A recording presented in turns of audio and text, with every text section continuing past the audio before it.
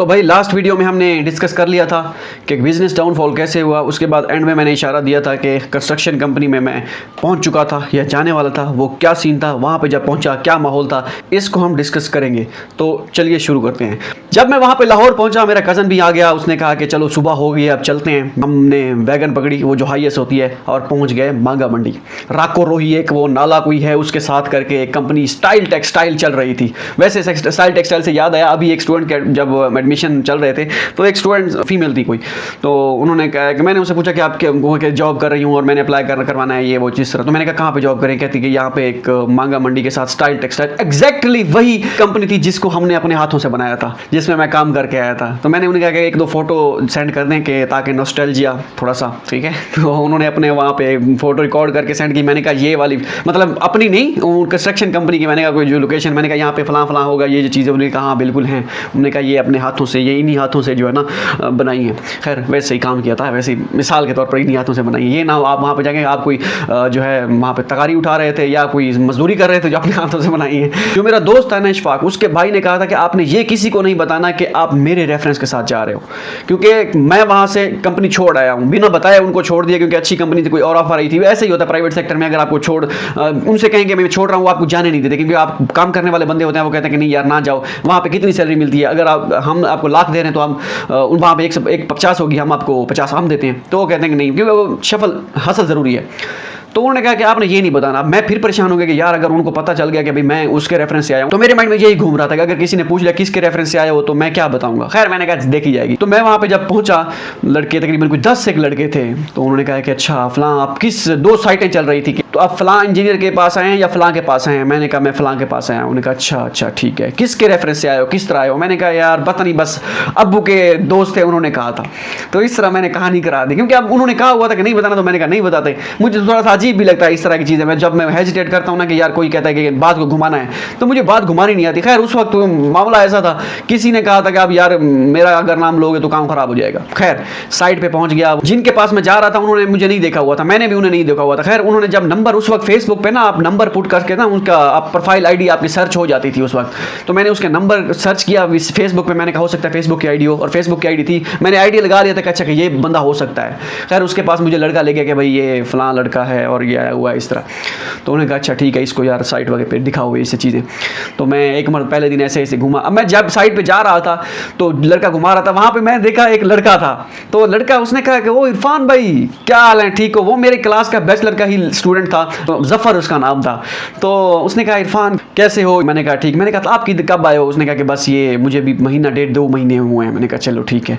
तो बस इस तरह हुई। तो मैं फिर जब चला गया, अब दूसरी जगह पे, दूसरी बिल्डिंग पे गए, वहाँ पे भी मुझे वैसे सबसे मुतारफ करवा रहा था ना एक लड़का था, मेरे ख्याल में जमील था, जमील लड़का था, वो हम यहाँ पे लैया का ही था। तो मुझे वैसे दिखा रहा होगा ये ऐसे ऐसे। तो मैं दूसरी बिल्डिंग पे पहुंचा तो वहाँ पे एक लड़का मिला, मेरे गांव का, मेरा क्लास वाला था, उसका भाई था। वैसे वही लड़का एक दिन हमारी शॉप पे डीजल लेने आया ना, तो मैंने उससे कहा कि किधर होते हो? तो वैसे उस वक्त मैं पढ़ रहा था, बैचलर कर रहा था, आखिरी सेमेस्टर में शायद था, कोई इस तरह सीन था।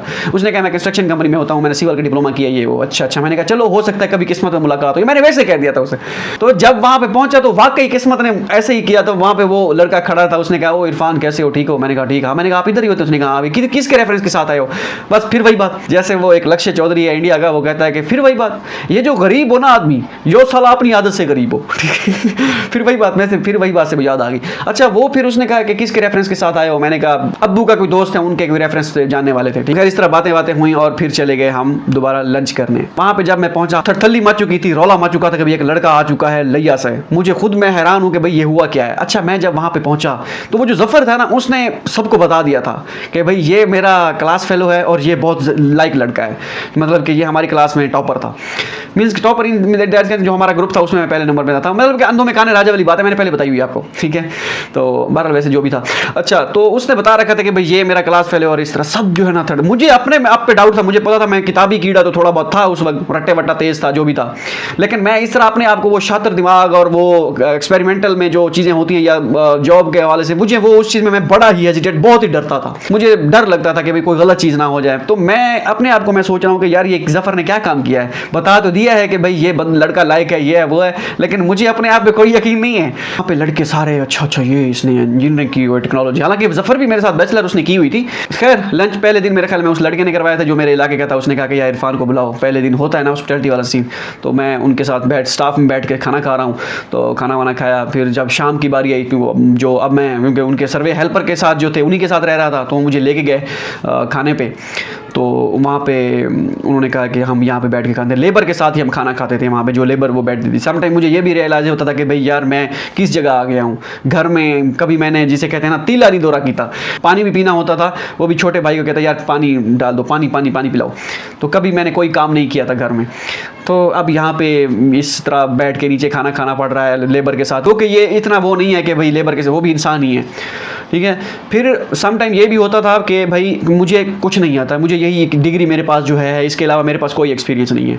और यहाँ पे पहले इधर से ही स्टार्ट करना पड़ेगा, आपको शुरू से ही स्टार्ट करना पड़ेगा। ये नहीं कि आप डायरेक्ट किसी अच्छी पोस्ट पे पहुँच जाओ, यहाँ से ही स्टार्ट करना होगा। खैर हम वहीं पे लेबर के साथ बैठ के ही खाना खाते थे। घर वालों को नहीं पता था कि भाई मैं किस तरह यहाँ पे खाना वाना खा रहा हूँ, क्योंकि आपको पता है घर वालों को आप बताते हैं तो वो कहते हैं कि हाय हाय नहीं मेरा पुत्र ये की हो गया है ये वो, ठीक है। मैं वैसे कह रहा हूँ, वैसे तो हम स्ट्राइक किए हैं वैसे। तो मैं क्योंकि वालदा तो आपको पता है, माँ बाप तो फिर माँ बाप होते हैं। बाप थोड़ा सा सख्त लौंडा होता है, उसको नहीं फ़र्क पता, खैर है ठीक है। वालदा को जो है ना फिर आपको पता है, फिर माँ जो होती है माँ होती है, उसको मैंने नहीं बताया कि मैंने कहा हाँ हाँ ज़बरदस्त है सारा सिस्टम ओके है यहाँ पे ठीक है ये वो, क्योंकि करना था, अब करना था और कोई ऑप्शन नहीं था।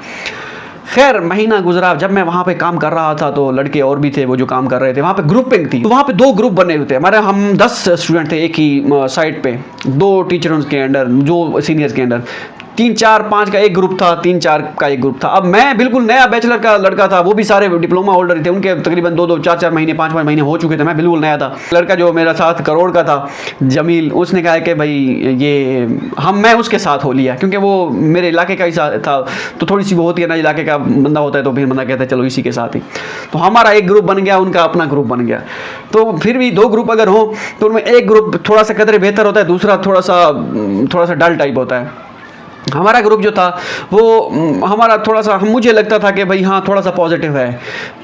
दूसरा भी ग्रुप ठीक था, लेकिन कुछ आदत ऐसी होती हैं जो बिल्कुल ही मतलब हम सोच ही नहीं सकते कि ये हम में हो सकती हैं।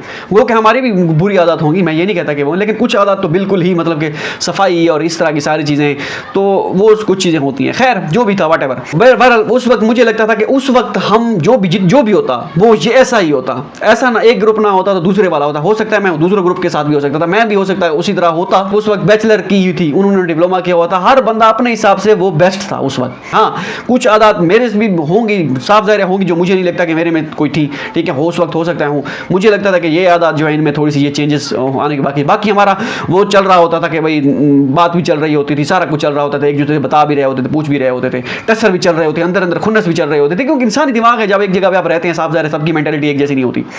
खैर हमारी अच्छी भी बातें होती थी, हमारा तू में भी होती थी, सारा चल रहा होता था। अच्छा ये चीज़ें तो सारी चलती रही साथ, लेकिन कुछ चीज़ें मुझे बिल्कुल समझ नहीं आ रही थी। वहाँ पे जब हम काम करते थे, हमारी डेली वेज की जो तनख्वाह हुआ करती थी, वो डेली वेज हुआ करती थी, वो मीन के जो दिहाड़ी समझ लें, मतलब at the end of month देते थे, लेकिन पर डे के हिसाब से देते थे। हमारी जो ड्यूटी टाइमिंग होती थी वो सुबह हम 8 बजे वहाँ पे पहुँचते थे और शाम को 7 बजे हमें छुट्टी होती थी। तो क्या होता था 450 रुपये मुझे मिलते थे पर डे के, और जो बाकी लड़के थे उनको 400 या 420 मेरे ख्याल में मिलते थे, क्योंकि वो डिप्लोमा होल्डर थे और मैं इंजीनियरिंग टेक्नोलॉजी वाला था, BS की थी। तो उन्होंने कहा 50 रुपये आपके एक्स्ट्रा। मैंने कहा चलो ठीक है, ये भी आपकी मेहरबानी है। तो 450 रुपये मिलते थे, RMB नहीं, ये RMB चाइना की अमाउंट है। लेकिन जब हम जो 5 बजे तक हमारा काम होता था ना, वो हमारा 8 घंटे की ड्यूटी का हिसाब किताब होता था, लेकिन उससे ऊपर जो 2 घंटे होते थे वो हमारे एक्स्ट्रा आवर्स मीन्स के 2 घंटों का काउंट होता था, वो सब के होते थे। उसके बाद खाना वाना खा के फिर हमने दोबारा आना होता था साइट पे। वो डिपेंड करता था काम की नौयत पे, अगर काम है तो फिर आप आ सकते हो, अगर काम नहीं है तो इट्स अप टू यू। सब लड़के यही कोशिश करते थे कि हमारा 1 घंटे लगे, क्योंकि पर 50 रुपये मेरे ख्याल में पर घंटे का हिसाब था, पर आवर का हिसाब था। तो वो कोशिश करते थे, मुझे कोई लालच कभी नहीं रही। मैं कहता हूँ यार काम ना हो, बस 5 बजे 7 बजे तक हो, बस उसके बाद रेस्ट। मैं कोशिश करता था, डंडी मारता था, मैं कहता ना ही जाना पड़े तो बेहतर है, खैर है 50 100 200 नहीं मिलेंगे, खैर है, मुझे कोई मसला नहीं है। तो खैर बाकी लड़के कोशिश करते हैं उनको घंटे मिलें ताकि उनकी सैलरी बढ़े and bat the end of month. तो लड़के क्या करते थे, वो जो एक्स्ट्रा आवर्स होते थे 8 बजे से 10 12 1 बजे जितने भी, तो वो अगर 2 घंटे काम करते थे वो 4 घंटे लिखवाते थे या 3 घंटे लिखवाते थे, इस तरह वो डंडी मारते थे ना। तो मेरे जितने, अगर मैं काम साफ ज़ाहिर है, कब जब काम होता था वो फिर करना ही पड़ता था। वो कहते हैं, मैं कहता यार मैं नहीं, उन्होंने कहा नहीं आप आओ, ठीक है। वो जो सुपरवाइजर लड़का था वो कहता नहीं आप आओ, तो फिर मुझे जाना पड़ता था। तो मैं कोशिश करता था कि भाई 10 बजे तक मैं वापस आ जाऊँ या 10:30 बजे तक। तो मैं अगर 10:30 बजे तक वापस आया हूँ तो मैं 2 घंटे ही अपने डालता था, क्योंकि लड़के 2 घंटों का काम करते थे, अपने 4 घंटे लिखवाते थे। मुझे कहते थे कि भाई तुम भी लिखवा, मैंने कहते हैं हाँ नए नए हो, जब 2-3 महीने गुजरेंगे हम आपसे पूछेंगे कि कितने जो है ना तुम ईमानदार बनते हो। खैर मैं कोशिश करता था कि कभी मैंने वो ये डंडी मारने की कोशिश नहीं की। लड़के मुझे कहते थे, यार हम 2 लड़के इकट्ठे काम कर रहे होते थे, तो क्या होता था, मैं 2 घंटे लिखवा रहा हूँ फॉर एग्जाम्पल, 2 लड़के एक ही जगह पे इकट्ठे काम कर रहे हैं, हम एक ही सुपरवाइजर के अंडर काम कर रहे हैं। अगर मैं वो 4 घंटे लिखवाएगा तो मैं 2 घंटे अगर लिखवाऊं, वो 4 लिखवाए, वो कहेंगे कि भाई ये इकट्ठे काम करते रहो, तुम्हारा एक ही सुपरवाइजर था, एक ही जगह पे तुम थे, एक ही जहां पे मजदूर वगैरह लगे हुए थे, तुम एक ही जगह पे खड़े थे, ये क्या उसके 4 घंटे होते रहे 2 घंटे। तो वो कहता था यार तुम 4 लिखवाओ, क्योंकि मैं 4 लिखवा रहा हूँ, तुम 4 लिखवाओ। मैंने कहा यार मैं ये काम नहीं कर सकता। तो ये चीज़ें भी चल रहा, तो मुझे ये चीज़ें बिल्कुल पसंद नहीं आई कि भाई ये क्या चल रहा है। खैर हमारी ज़्यादा तनख्वाह वहाँ पे महीने के बाद मिलती थी 15-20 हज़ार मिलती थी, घंटे मिला के 22-23 हज़ार तक चली जाती थी। 2016 की बात है। उस वक्त इस अमाउंट की थोड़ी बहुत थी वर्थ है कि हाँ तुम 15-16 हज़ार सही है। जब स्टार्टिंग में आप काम कर रहे होते तो आपको इतना भी आपको एटलीस्ट घर से नहीं मंगवाने पड़ते थे, ये एक सही चीज़ थी। खैर टाइम गुजरता गया, वक्त गुजरता गया, गर्मियाँ आती गई, क्योंकि दिसंबर में हम सर्दियों में गए थे, जूं गर्मियाँ आती गई। और वैसे भी मेरा महीने 2 महीने के बाद दिल उठ गया। एक तो मेरी बिल्कुल कंपनी नहीं थी, क्योंकि वो जो दोस्त अब थे वो लैया में थे, वहाँ पे बिल्कुल नए लड़के थे, क्योंकि मैं नए लड़कों में जल्दी घुलता मिलता नहीं हूँ, और उनकी नेचर में थोड़ा सा बहुत तो फर्क था। मैं कहता हूँ कि ये क्या हो गया यार। खैर ये तो चलता रहता है। तो क्या हुआ, 6 महीने के बाद मैंने वाले साहब को फ़ोन किया कि भाई मैं यहाँ पे नहीं रह सकता, ये मेरे सर्वाइवल का मसला है, मैं यहाँ पे नहीं रह सकता।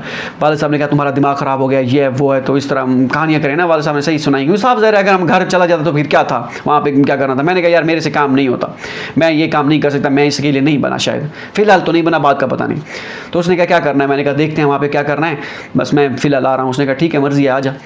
फिर मैं साइट इंचार्ज के पास गया, मैंने कहा यार मैं जा रहा हूँ, मेरा हिसाब करो, मैं वापस जा रहा हूँ। उसने कहा क्यों, खैर है। तो मैंने कहा बस मैंने जाके मास्टर करना है, MPhil करना है, मैंने MS करना है, तो मैं यहाँ पे काम नहीं कर सकता। उसने कहा देख लो, सोच लो, तुम सोच के समझ के फैसला किया। मैंने कहा हाँ सोच समझ के फैसला किया है। उसने कहा चलो ठीक है तुम चले जाओ। तो 2-3 महीने पहले ऐसे मामू ने डिस्कस किया हुआ था, मेरे मामू हैं उन्होंने कहा था कि मेरे जानने वाले ना चाइना में हैं, तो तुम चाइना जाना चाहते हो। मैंने कहा हाँ क्यों नहीं, चाइना क्यों नहीं जाएंगे भाई, चाइना जाएंगे हम। वैसे मैं कंस्ट्रक्शन कंपनी से थका हुआ था, मुझे कोई बहाना चाहिए था घर जाने को। एक ये भी बहाना था कि भाई चाइना जाना है, कोई पता नहीं है कैसे जाना है, बस चाइना जाना है। उन्होंने कहा कि मेरे कोलीग हैं, मेरे दोस्त हैं, उनके भाई वो चाइना में होते हैं, अमजद भाई उनका नाम था। तो उन्होंने कहा मैं आपको मुतारिफ करवा दूंगा, आप उनसे गाइडेंस वगैरह लो जो भी है। तो इस तरह 6 महीने के बाद मैं वापस घर आ गया। मेरे ख्याल में 6 महीनों में मैं 1 मरतबा घर गया था, बस 1 मरतबा गया था। उसके बाद जब दूसरी मरतबा गया तो पक्का ही गया। मैंने कहा बस यार ये काम मुझसे नहीं होता। वो सारी चीज़ें, ये जितनी भी चीज़ें मिला के मेरे, एक तो मेरा दिल बिल्कुल नहीं लग रहा था, बहुत दूर था, कोई कंपनी नहीं थी, और दूसरा ये था कि ये डंडी वंडी सीन, ये सारा कुछ, ये पैसों के मामला, इसमें मैं थोड़ा सा वो भी उलझा हुआ था कि ये क्या चीज़ चल रही है यार, ये यहाँ पे 2 नंबर या सारा कुछ। तो इस तरह मैंने वो छोड़ दी थी। अब मैं वापस आ गए, अब क्या करना है। खैर एक और चीज़ हुई थी वहाँ पे, जब मैं वहाँ पे था ना, तो एक इंटर्नशिप आई हुई थी, PMYTS की internship, prime minister youth training scheme की इंटर्नशिप आई हुई थी। वो नवाज शरीफ के दौर में थी, 2016 में नवाज शरीफ का दौर था, उन्होंने लॉन्च की हुई थी। 1 साल का कॉन्ट्रैक्ट हुआ करता था, 15,000 रुपये पाकिस्तानी मिलते थे 1 महीने के। तो वो आई हुई थी, भाई ने कहा कि अप्लाई करना है ऑनलाइन। मैं कंस्ट्रक्शन कंपनी में उस वक्त काम कर रहा था, ऑनलाइन अप्लाई थी। भाई ने कहा मैं अप्लाई कर रहा हूँ, तुम कर दो। मैंने कहा ठीक है मेरा भी कर दो। तो उसने मेरा भी कर दिया, अपना भी ऑनलाइन अप्लाई कर दिया। तो जैसे ही मैं यहाँ से पहुँचा घर, 1 महीने के बाद उसकी अपॉइंटमेंट हो गई। मीन्स के वो उन्होंने कहा कि आप आ जाओ, आपकी सिलेक्शन हो गई है PMYTS में, तो आप चूज़ कर लो आपने किधर क्या करना है। तो मैंने फिर एजुकेशन डिपार्टमेंट चूज़ किया, लैया का एजुकेशन डिपार्टमेंट चूज़ किया, और वहाँ से फिर उन्होंने कहा कि स्कूल चूज़ करो। मैंने फिर वही स्कूल जहाँ से मैंने मैट्रिक की थी, वहीं पे मैंने जाके इंटर्नशिप की। तो वहाँ पे 1 साल इंटर्नशिप की। अब इंटर्नशिप का क्या सीन था, उसके बाद चाइना का कैसे ये मामला बना, ये सारी चीज़ें हम जानेंगे नेक्स्ट वीडियो में, कि किस तरह चाइना का मामला बना, ये CSE गाइड ऑफिशियल की कब बुनियाद रखी गई, ये जो CSE गाइड ऑफिशियल वेबसाइट बनाई थी इसकी बुनियाद कैसे रखी, और क्या सीन हुआ, स्कॉलरशिप, वीज़ा, वो सारी चीज़ें इंशाल्लाह नेक्स्ट वीडियो में हम डिस्कस करेंगे। उसको थोड़ा बहुत डिस्कस करेंगे, क्योंकि ऑलरेडी मैंने बनाई हुई वीडियो, थोड़ा बहुत डिस्कस करेंगे उसको कि भाई किस तरह ये मामला बना स्कॉलरशिप का, किस तरह चाइना पहुँचा, वो सारी चीज़ें अगर इसमें हुई तो हुई, तो बीच में जो ड्यूरेशन आया उसमें हमने क्या किया, मुश्किल वक्त था वो कैसे गुजारा, तो सारी चीज़ें हम डिस्कस करेंगे नेक्स्ट वीडियो में। तो चलो।